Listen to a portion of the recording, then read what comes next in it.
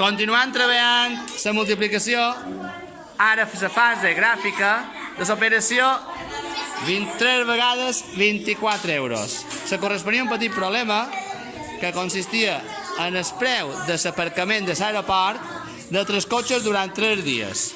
Ara fem la fase gràfica.